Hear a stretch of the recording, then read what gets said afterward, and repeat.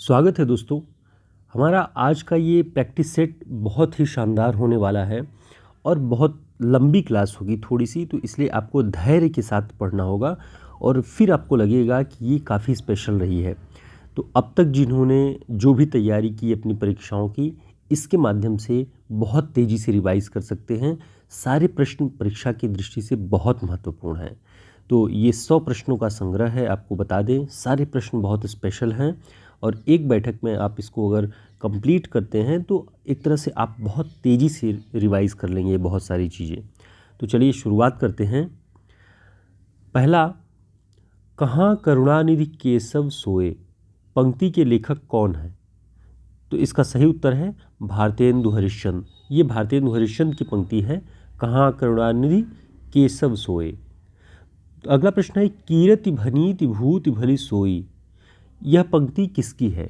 तो यह पंक्ति तुलसीदास जी की है, ध्यान रखिएगा। कीरति भनीति भूति भली सोई। एक पंक्ति है, संतन को कहाँ सिकरी सो काम, यह पंक्ति किसकी है? तो इसका सही उत्तर है कुंभनदास। कुंभनदास जी ने जब अकबर ने इन्हें आदेश देकर फतेहपुर सिकरी बुलाया, तब कुंभनदास जी ने ये पंक्ति कहा कि संतन को कहाँ सिकरी सो काम, आवत जात पनहिया टूटी, बिसर गयो हरिनाम। तो ये कुंभनदास जी की पंक्ति है, ध्यान रखिएगा। मोहिका हंसेस की को हरही, ये पंक्ति किसने कहा है? मोहिका हंसेस की को हरही, ये जयसी ने शेरशाह से कहा है, ध्यान रखिएगा। उन्होंने कहा मोहिका मतलब मेरे पर क्या मेरे ऊपर हंस रहा है या मुझे बनाने वाले उस कुम्हार पर हंस रहा है। तो ये बात जयसी ने शेरशाह से कही है, इसे आपको ध्यान रखना है, ठीक है। अगला पॉइंट है, मैं पुनि निज गुरु सन सुनी, कथा सो सूकर खेत। ये सूकर खेत की कथा किस कवि की है? ये तुलसीदास की है, ठीक है, ध्यान रखिएगा। कवि कुछ ऐसी तान सुनाओ जिससे उथल पुथल मच जाए, इस पंक्ति के रचयिता कौन है? इस पंक्ति के रचयिता कौन है? बालकृष्ण शर्मा नवीन, ठीक। साहित्य जनता की चित्तवृत्ति का संचित प्रतिबिंब है, इस पंक्ति के लेखक कौन है? तो इस पंक्ति के लेखक हैं आचार्य रामचंद्र शुक्ल जी। अगला पॉइंट है, हल्दी घाटी नामक प्रबंध काव्य के रचयिता कौन है? तो सबसे पहले ध्यान रखिए, हल्दी घाटी नाम से एक प्रबंध काव्य लिखा गया है। अब इसके रचयिता कौन है? श्याम नारायण पांडे, ध्यान रखिएगा। हल्दी घाटी प्रबंध काव्य, श्याम नारायण पांडे। मैथिली शरण गुप्त की कौन कौन सी रचना महाभारत से संबंधित है? तो मैथिली शरण गुप्त जी की जो रचना महाभारत से संबंधित है वो है वन वैभव, वकसंहार, सैरंध्री, ठीक। इसे ध्यान रखिएगा कि ये सब महाभारत से संबंधित है। खुसरो का लक्ष्य जनता का मनोरंजन था, पर कबीर धर्मोपदेशक थे, यह किसकी पंक्ति है? यह पंक्ति है आचार्य रामचंद्र शुक्ल जी की। उनका कहना था कि खुसरो का लक्ष्य तो जनता का मनोरंजन था, लेकिन कबीर जो थे वो धर्मोपदेशक थे।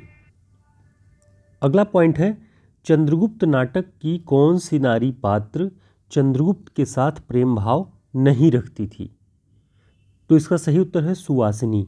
सुवासिनी चंद्रगुप्त से प्रेम भाव नहीं रखती थी, जबकि कार्नेलिया, मालविका और कल्याणी चंद्रगुप्त से प्रेम भाव रखती थी। तो ये आपको ध्यान रखना है दोस्तों। इस तरह के सभी जो महत्वपूर्ण प्रश्न आप देख रहे हैं, इसी प्रकार के पूरे 400 से 500 प्रश्नों का पूरा कलेक्शन, वन लाइनर प्रश्नों का कलेक्शन, ऑब्जेक्टिव प्रैक्टिस सेट और 35 से 40 रचनाकारों पर जो महत्वपूर्ण रचनाकार हिंदी साहित्य के हैं, पूरा का पूरा कलेक्शन हमारे से आपको हिंदी साहित्य के शॉर्ट नोट्स में मिल जाएगा। आप चाहें तो इसे प्रिंट बुक में भी या PDF बुक में, जो आपको सुविधाजनक लगे, हमारे इस नंबर पर संपर्क करके कांटेक्ट कर सकते हैं। हिंदी साहित्य के इतिहास के भी कई बहुत सारे प्रैक्टिस सेट, भाषा विज्ञान, पुरस्कार और काव्यशास्त्र सबसे जुड़े हुए आपको प्रश्न इस पूरे शॉर्ट नोट्स में मिल जाएंगे, जो कि आप परीक्षाओं के दौरान बहुत तेज़ी से रिवीजन कर सकते हैं। तो आप इसे लेंगे तो ये आपके लिए काफ़ी हेल्पफुल होगा।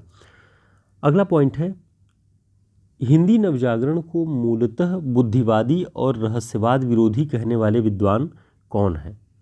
तो हिंदी नवजागरण को मूलतः बुद्धिवादी और रहस्यवाद का विरोधी कहने वाले विद्वान हैं रामविलास शर्मा।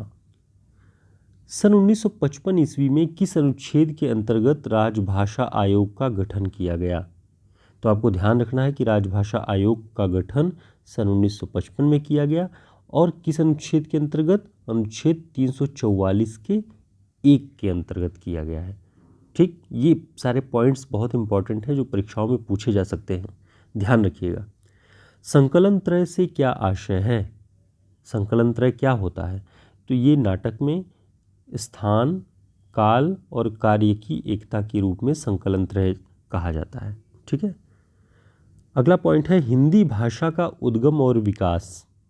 हिंदी भाषा का उद्गम और विकास किस लेखक की पुस्तक है?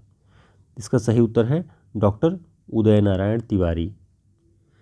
साहित्य का इतिहास दर्शन, ये पुस्तक किसकी है? ये पुस्तक है नलिन विलोचन शर्मा जी की। ये कई परीक्षाओं में पूछा गया है। साहित्य का इतिहास दर्शन पुस्तक नलिन विलोचन शर्मा। आगे देखते हैं भाषा काव्य संग्रह। भाषा काव्य संग्रह के रचयिता कौन है? महेश दत्त शुक्ल। हिंदी भाषा और साहित्य, ये श्याम सुंदर दास। हिंदी भाषा और साहित्य का विकास, देखिए मिलते जुलते नाम है इसलिए हमने इसको यहाँ पे कलेक्ट कर दिया है। ऊपर आप देख रहे हैं हिंदी भाषा और साहित्य श्याम सुंदर दास, हिंदी भाषा और साहित्य का विकास हरिऔध जी की पुस्तक है। ठीक, लघु मानव के बहाने हिंदी कविता पर एक बहस बहुत चर्चित रहा है नई कविता के दौर में। ये लेख किसका है? ये है विजयदेव नारायण शाही जी का, लघु मानव के बहाने। ठीक, ध्यान रखिएगा कि परीक्षा में इस तरह से भी पूछ लेता है कि लघु मानव की अवधारणा हिंदी कविता में किसने दी? तो शाही जी ने दी है, ध्यान रखिएगा। गोस्वामी तुलसीदास जी की कुल कितनी कृतियों में उत्तरकांड संबंधी वर्णन प्राप्त होता है? तो उनकी कौन कौन सी कृतियां हैं जिसमें उत्तरकांड मिलता है? तो ऐसी कुल 4 कृतियां हैं, ध्यान रखिएगा। कौन कौन सी? कवितावली, बरवर रामायण, गीतावली और रामचरितमानस। इन सभी में उत्तरकांड संबंधी वर्णन प्राप्त होता है, सभी में उत्तरकांड है। ठीक है, हिंदी का पहला रिपोर्टाज, देखिए प्रश्न में है हिंदी का पहला रिपोर्टाज किस पत्रिका में प्रकाशित हुआ? तो ये पत्रिका थी रूपाभ। रूपाभ पत्रिका, इसी में पहला रिपोर्टाज हिंदी का प्रकाशित हुआ। हिंदी का पहला रिपोर्टाज शिवदान सिंह चौहान का लक्ष्मीपुरा है। रिवाइज कर लीजिए इसी बहाने।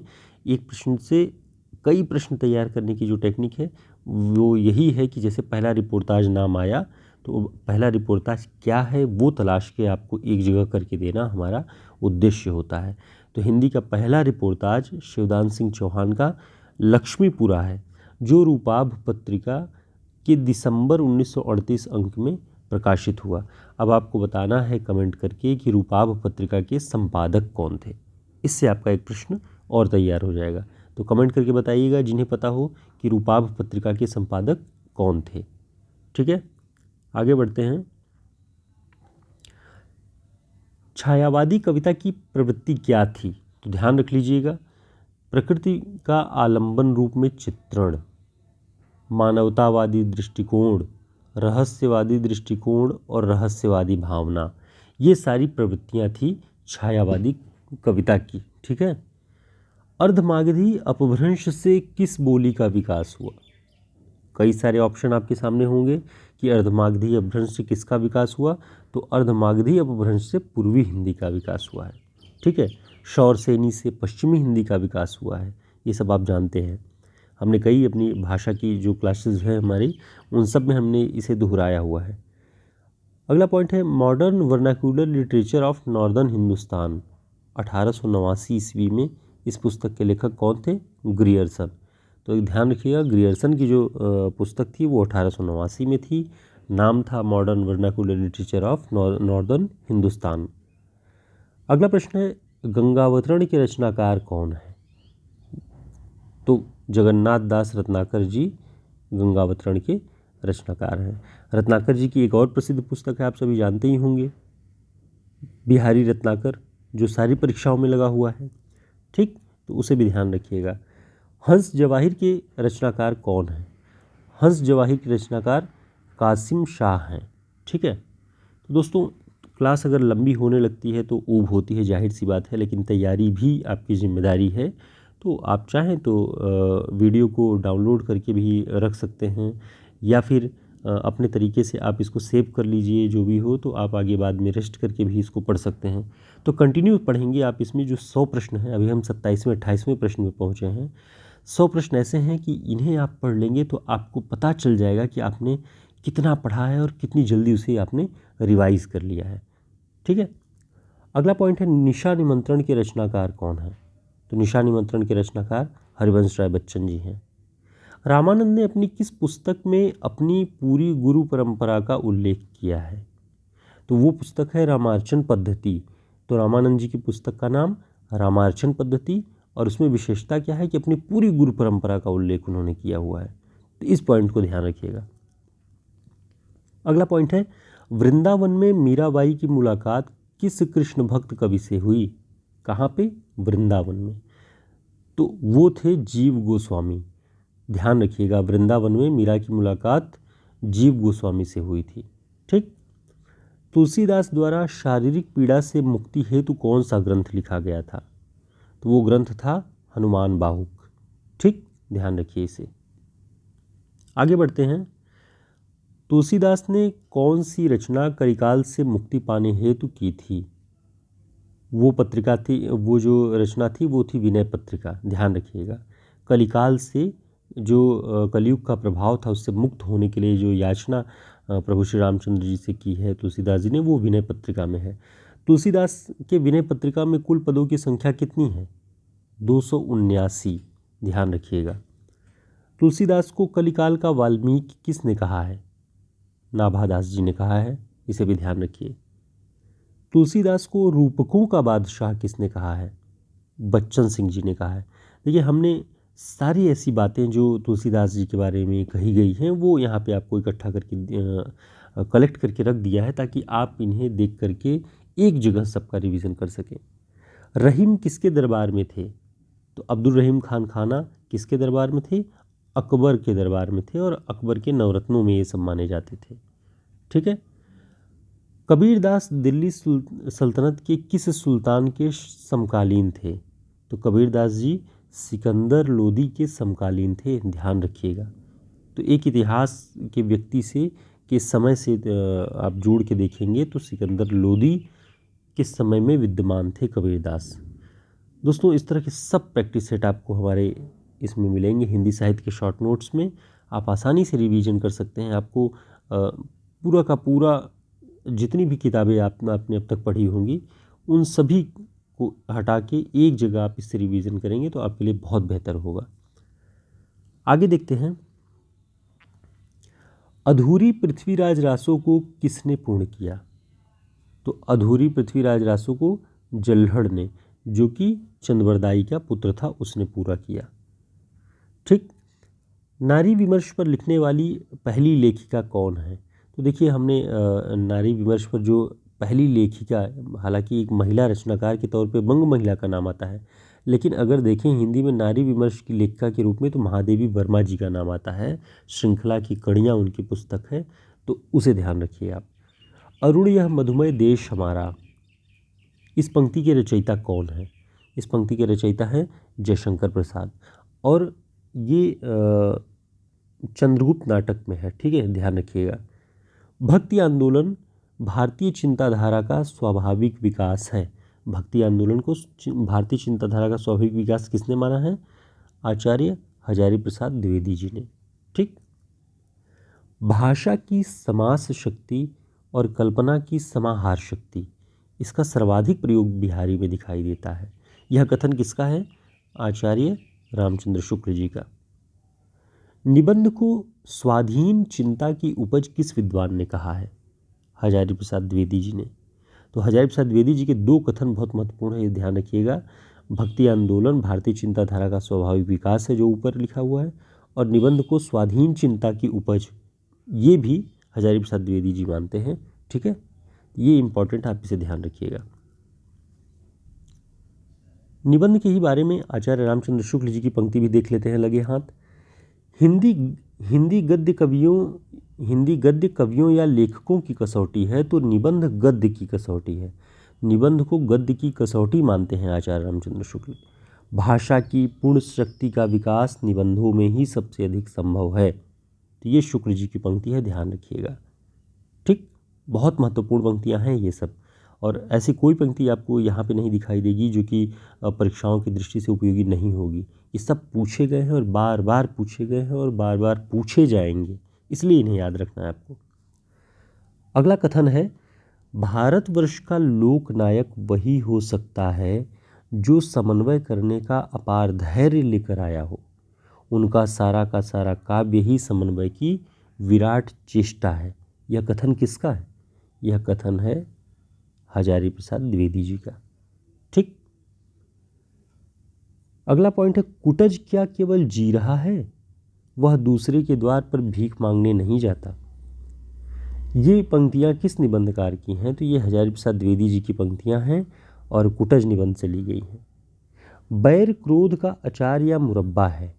देखिए कितनी बड़ी बात है कि बैर क्रोध का अचार या मुरब्बा है। तो जैसे आप खाना खाते हैं तो अचार या मुरब्बा या चटनी जो कुछ लेते हैं तो उससे खाने में और टेस्ट बढ़ जाता है, वैसे ही बैर क्रोध का अचार या मुरब्बा है।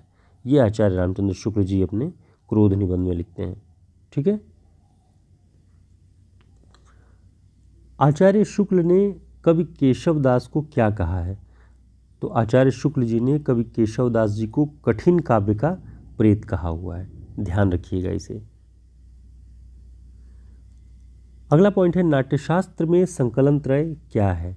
तो हमने भी ऊपर बात की थी कि स्थान काल और कथानक की बात, ये जो है संकलन त्रय में आता है। नाटक के लिए रंगमंच होना चाहिए, रंगमंच के लिए नाटक नहीं। यह कथन किसका है? यह कथन है जयशंकर प्रसाद जी का, कि नाटक के लिए रंगमंच हो, रंगमंच के लिए नाटक नहीं, कि ज़बरदस्ती रंगमंच के लिए नाटक लिखना है, ऐसा नहीं होना चाहिए। ये पंक्ति बहुत महत्वपूर्ण है कि कविता मनुष्य को स्वार्थ संबंधों के संकुचित घेरे से ऊपर उठाती है। ये कविता क्या है निबंध से आचार्य रामचंद्र शुक्ल जी उसमें लिखते हैं कि कविता की यह प्रवृत्ति होती है कि मनुष्य को छोटे छोटे स्वार्थ संबंधों के संकुचित घेरे से उठा के ऊपर उदात्त रूप देती है। तो इसे आपको ध्यान रखना है।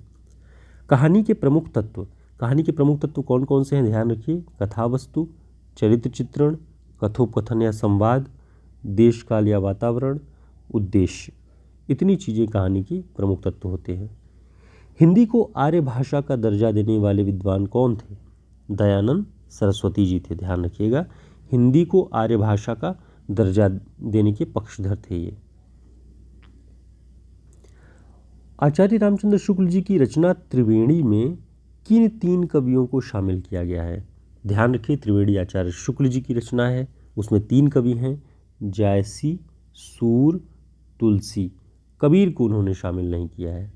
ठीक, ध्यान रखिएगा, जायसी हैं, सूर हैं, तुलसी हैं। वह पथ बंधु था नामक रचना किसकी है? यह रचना है नरेश मेहता जी की। ठीक, उर्छा नरेश मधुकर शाह के राजगुरु कौन थे? उर्छा नरेश मधुकर शाह के राजगुरु कौन से भक्तकालीन कवि थे? हरिराम व्यास जी थे। मन रे परस हरि के चरण, यह किसकी पंक्ति है? यह मीराबाई जी की पंक्ति है।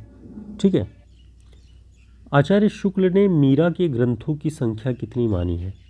तो आचार्य शुक्ल ने मीरा के ग्रंथों की संख्या 4 मानी है, ध्यान रखिएगा।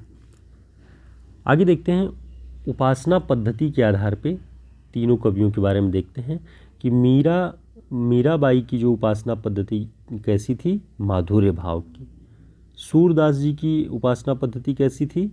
सख्य भाव की। तुलसीदास जी की दास्य भाव की। तो इन तीनों के बारे में आपको ध्यान रखना है। ठीक, ये अलग अलग पूछा गया है कई बार, इसलिए मैंने यहाँ पे कलेक्ट कर दिया है। बहुत बड़ा सवाल न बना के, ऑप्शन न देखिए, मैंने डायरेक्ट बता दिया है कि तुलसीदास जी की भक्ति का जो रूप था वो दास्य भाव था, सूरदास का सख्य, मीराबाई का माधुर्य। इन तीनों को ध्यान रखिए। अगला पॉइंट है, चंद्रहास अग्रज सुहृद परम प्रेम पथ में पगे। यह पंक्ति किसकी है और कौन सा छंद है? तो ये पंक्ति है नंददास जी की, छप्पय छंद है ये। ठीक है, उक्ति ओज अनुप्रास वरण अस्थिति अति भारी। उक्ति, ओज, अनुप्रास, वरण और स्थिति अतिभारी नामक पद भक्तमाल में किन के लिए लिखा गया है? ये सूरदास जी के लिए लिखा गया है। अब आपको ध्यान रखना है कि भक्तमाल किसकी रचना है? नाभादास जी की रचना है। ठीक, तो नाभादास जी ने सूरदास जी के लिए लिखा है, ये बहुत इंपॉर्टेंट है। उक्ति, ओज, अनुप्रास, वरण और स्थिति अतिभारी। ठीक है, आगे देखते हैं। सूरदास ने अपनी वंश परंपरा से संबंधित पद किस ग्रंथ में लिखा है? ये प्रश्न भी आया हुआ प्रश्न है। साहित्य लहरी में उन्होंने अपनी वंश परंपरा के बारे में बताया हुआ है। किसने कहा है कि मीराबाई और चैतन्य महाप्रभु पर सूफियों का प्रभाव पाया जाता है? आचार्य शुक्ल ये बात लिखते हैं कि मीराबाई पर और चैतन्य महाप्रभु पर सूफियों का सा प्रभाव दिखाई पड़ता है। तुलसी की भक्ति को धर्म और ज्ञान दोनों की रसानुभूति कह सकते हैं, ऐसा किस आलोचक ने कहा है? आचार्य शुक्ल जी ने, कि तुलसी की भक्ति धर्म और ज्ञान दोनों की रसानुभूति है। प्रसाद के किस उपन्यास की प्रशंसा प्रेमचंद ने उन्हें पत्र लिखकर की? अब देखिए, प्रेमचंद जैसा महान कथाकार प्रसाद जी के उपन्यास की प्रशंसा पत्र लिखकर कर रहा है, तो वो उपन्यास कौन सा था? कंकाल। ध्यान रखिएगा। आगे देखते हैं। आप थक तो जरूर गए होंगे, लेकिन फिर भी आप सभी की डिमांड पर ही हमने ये लंबी क्लास लेकर के हम आए हैं, क्योंकि मेरा प्रयास रहता है कि कम समय में अगर हम आपको ज़्यादा सामग्री दे सकें, 8 से 10 मिनट की वीडियो में हम आपको बेहतर सामग्री दे सकें, तो आधे घंटे 1 घंटे की क्लास करके बोरिंग करना थोड़ा सा ठीक नहीं लगता। लेकिन परीक्षाएं आपकी नज़दीक हैं, आवश्यकता है, इसलिए हम बने हुए हैं लगातार। ठीक है, आगे देखते हैं। शेरकोट, बंजरिया और धामपुर नामक गांव किस उपन्यास में है? शेरकोट, बंजरिया और धामपुर नामक गांव प्रसाद जी के तितली उपन्यास में है। कलाकार के आनंद की श्रेय और प्रेय तथा आदर्श को समन्वित करने वाली प्रभावोत्पादक अभिव्यक्ति है। ये बात कौन कहता है? बाबू गुलाब राय कहते हैं। हिंदी साहित्य का सुबोध इतिहास किसने लिखा है? हिंदी साहित्य का सुबोध इतिहास बाबू गुलाब राय ने 1938 में लिखा है। गांधीवाद, समाजवाद और साम्यवाद नामक निबंध किसने लिखा है? ये बाबू गुलाब राय जी ने लिखा हुआ है। ठीक है, गांधीवाद, समाजवाद और साम्यवाद। ये पंक्ति किसकी है? इसमें लिखा है कि वह यानी साहित्य राहगीरों के समय काटने का कुल्हाड़ा मात्र न हो, किंतु समय का पथ प्रदर्शक राहगीर भी हो सके। ये पंक्ति कौन कहता है? माखनलाल चतुर्वेदी। यानी कि राहगीर जो समय काटने के लिए जो उपन्यास, जो साहित्य पढ़ते हैं, केवल वही न हो साहित्य, बल्कि समय का पथ प्रदर्शन करने की क्षमता हो जिसमें, ऐसा साहित्य होना चाहिए। ये माखनलाल चतुर्वेदी जी कहते हैं। अगला पॉइंट है कि हमारा सबसे बड़ा विद्रोह यह है कि हम कला को जीवन से विमुख नहीं होने देना चाहते। यह नहीं हो सकता कि जीवन जलता रहे और कला बांसुरी बजाती रहे। ये पंक्ति किसकी है? माखनलाल चतुर्वेदी जी की। वो कहते हैं कि हमारा सबसे बड़ा विद्रोह यही है, यानी कला जीवन से जुड़ी रहे, ये नहीं कि जीवन जलता रहे और कला कहीं बैठ के बांसुरी बजाती रहे। तो ये माखनलाल चतुर्वेदी जी की पंक्ति ही, से ध्यान रखिएगा। अगला पॉइंट है, नई कविता में समग्र मनुष्य की बात नहीं की गई है, वरन मनुष्य के समग्र अनुभव खंडों को संयोजित किया गया है। ये पंक्ति किसकी है? रामस्वरूप चतुर्वेदी जी की। ध्यान रखिएगा, ये सारे पॉइंट्स इंपॉर्टेंट हैं। इन्हें ये मत समझिए कि इंपॉर्टेंट नहीं है, क्योंकि रामस्वरूप चतुर्वेदी जी की हिंदी साहित्य संवेदना का इतिहास आप सभी जानते ही हैं। उस पुस्तक की ये पंक्ति है, वहाँ पे ये आपको दिखाई पड़ेगा। किसने अपनी जीवनी ऋषि जैमिनी बरुआ से बोलकर लिखवाई? माखनलाल चतुर्वेदी जी ने। आमतौर पर लोग आत्मकथाएं लिखते हैं, लेकिन अपनी जीवनी जो है वो बोल कर लिखवाई ऋषि जैमिनी बरुआ से, माखनलाल चतुर्वेदी जी ने।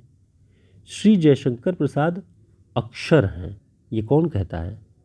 माखनलाल चतुर्वेदी। संघर्ष सुभद्रा कुमारी चौहान जी के लिए जीवन का एक सजीव पहलू है। ये पंक्ति भी माखनलाल चतुर्वेदी जी की है। सुभद्रा कुमारी चौहान के बारे में। अगला पॉइंट है, कामायनी की रचना का आधार क्या है? कामायनी की रचना का आधार है, ध्यान से देखिए, प्राचीन जलप्लावन के उपरांत मनु द्वारा मानवीय सृष्टि के पुनः आख्यान को लेकर रचा गया प्रबंध काव्य है।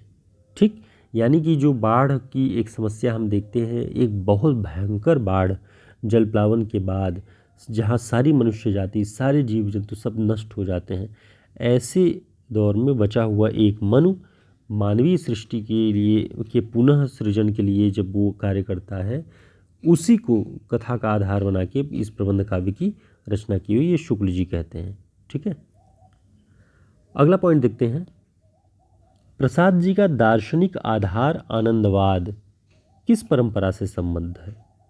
तो जो प्रसाद जी का आनंदवाद था वो तांत्रिकों और योगियों की अंतर्भूमि पद्धति पर था। ठीक, यानी तांत्रिकों और योगियों की पद्धति पर यह आनंदवाद विकसित हुआ प्रसाद जी का। आगे देखते हैं, पंत जी के काव्य संग्रह ग्रंथि का विषय क्या है? इसका विषय है असफल प्रेम। ठीक, अब इसमें शुक्ल जी क्या लिखते हैं कि इसमें एक छोटे से प्रेम प्रसंग का आधार लेकर युवक कवि ने प्रेम की आनंद भूमि में प्रवेश, फिर चिर विषाद के गर्त में पतन दिखाया है। यानी पहले प्रेम हुआ, उसके बाद प्रेम के टूटने के बाद जो चिर विषाद की अवस्था थी उसमें पतन को दिखाया हुआ है। ठीक, पंत जी की पहली प्रौढ़ रचना कौन सी मानी जाती है? तो पंत जी की पहली प्रौढ़ रचना पल्लव मानी जाती है, ध्यान रखिएगा। अगला पॉइंट है, यदि छायावाद नाम से एक वाद न चलाया गया होता तो पंत जी स्वच्छंदता के शुद्ध स्वाभाविक मार्ग ट्रू रोमांटिसिज्म पर ही चलते। ये पंक्ति किसकी है? आचार्य रामचंद्र शुक्ल जी की। तो शुक्ल जी यही मानते हैं कि छायावाद नाम का एक वाद चला दिया गया, जिसकी वजह से पंत जी छायावादी हो गए, नहीं तो वो ट्रू रोमांटिसिज्म, शुद्ध स्वच्छंदतावाद के मार्ग पर वो चल रहे होते और एक अलग ही रास्ता होता वो, ऐसा शुक्ल जी मानते हैं। रसखान ने किस ग्रंथ में अपने को शाही खानदान का बताया है? तो रसखान जी की रचना है प्रेम वाटिका, उसमें वे अपने को शाही खानदान का बताते हैं। भक्तिकाल के उदय को किसने बाहरी आक्रमण की प्रतिक्रिया कहा है? ये आचार्य रामचंद्र शुक्ल जी कहते हैं। ठीक है, क्योंकि स्वाभाविक चिंता का विकास तो हजारी प्रसाद द्विवेदी जी मानते हैं, लेकिन बाहरी आक्रमण यानी इस्लाम की प्रतिक्रिया किसने कहा भक्ति आंदोलन को? आचार्य शुक्ल जी ने। भीजत कब देखियो इन नैना, इस पंक्ति के लेखक कौन हैं? किस भक्तिकालीन कवि की ये पंक्ति है? श्री भट्ट जी की। प्रसाद के किस उपन्यास की प्रशंसा प्रेमचंद ने पत्र लिखकर की? ये तो हमने आपको बताया, कंकाल है। ठीक, तो बाकी सारे प्रश्न हमारे संभवतः रिपीट हो गए हैं, इसलिए हम यहीं पे अपनी इस क्लास को समाप्त करते हैं। कुछ और महत्वपूर्ण बातें जो हैं वो आपको बता देते हैं, जिससे पत्रकारिता से संबंधित, कि उदंत मार्तंड के प्रकाशन तिथि 30 मई को राष्ट्रीय हिंदी पत्रकारिता दिवस के रूप में मनाया जाता है। तो राष्ट्रीय हिंदी पत्रकारिता दिवस कब है? 30 मई को है। ठीक, और किस पत्रिका का प्रकाशन तिथि है ये? उदंत मार्तंड। और उदंत मार्तंड हिंदी की पहली पत्रिका है, ध्यान रखिएगा, हिंदी की पहली पत्रिका उदंत मार्तंड, जुगल किशोर इसके संपादक थे। तो ध्यान रखिए, रिवाइज कर लीजिए इसको। हिंदी का पहला दैनिक समाचार पत्र कौन सा है? तो पहले मासिक, साप्ताहिक किस तरह के थे?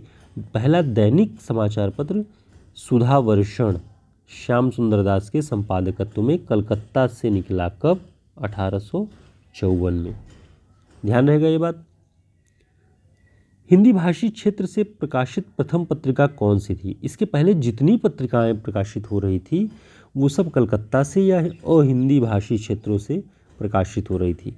तो ये बड़ी बात थी कि हिंदी भाषी क्षेत्र में हिंदी की पत्रिका पहली बनारस अखबार थी 1845 ईस्वी में। इसके संपादक कौन थे? बड़ा नाम है, राजा शिव प्रसाद सिंह। ठीक, जो शिव प्रसाद सितारे सिंह थे ये वही हैं, इन्होंने ही बनारस अखबार पत्रिका निकाली। हिंदी की पहली हास्य व्यंग प्रधान पत्रिका कौन सी थी? तो हिंदी की पहली हास्य व्यंग प्रधान पत्रिका का नाम था मतवाला। अगला पॉइंट देखते हैं, मतवाला पत्रिका का उद्देश्य वाक्य क्या था। तो ये उद्देश्य वाक्य भी कभी कभी परीक्षाओं में पूछ लेता है अलग अलग पत्रिकाओं की, कि मतवाला पत्रिका का उद्देश्य वाक्य था अमीय गरल शशि सीकर रविकर राग विराग भरा प्याला। और ये पंक्तियाँ आपको आश्चर्य होगा, ये पंत निराला जी ने मतवाला पत्रिका के लिए लिखा हुआ था। अमीय गरल शशि सीकर रविकर राग विराग भरा प्याला। दोस्तों इस तरह से हमने महत्वपूर्ण प्रश्नों का पूरा ये प्रैक्टिस सेट, क्लास लंबी हो गई, आधे घंटे की हो गई, लेकिन आपके लिए बहुत हेल्पफुल होगी। जो भी परीक्षा हाल ही में आप देने वाले होंगे, यूजीसी नेट की परीक्षा होगी, उत्तराखंड एलडी की परीक्षा होगी, या आने वाली हरियाणा लोक सेवा आयोग से असिस्टेंट प्रोफेसर की परीक्षा, छत्तीसगढ़ लोक सेवा आयोग की असिस्टेंट प्रोफेसर की परीक्षा, या उत्तर प्रदेश की, सभी के लिए ये पॉइंट्स तो महत्वपूर्ण हैं ही। इसलिए आप इसे अच्छे से नोट कर लीजिएगा। और आप एक जगह चाहते हैं इन सभी को कि पूरे के पूरे पॉइंट्स आपको एक जगह मिल जाएं, तो हमसे आप प्रिंट या पीडीएफ बुक हमारे इस नंबर पर संपर्क करके प्राप्त कर सकते हैं। तो दोस्तों फिर मिलते हैं एक नए वीडियो में, एक नई क्लास के साथ, नए पॉइंट्स के साथ। तब तक के लिए नमस्कार, शुभकामनाएं।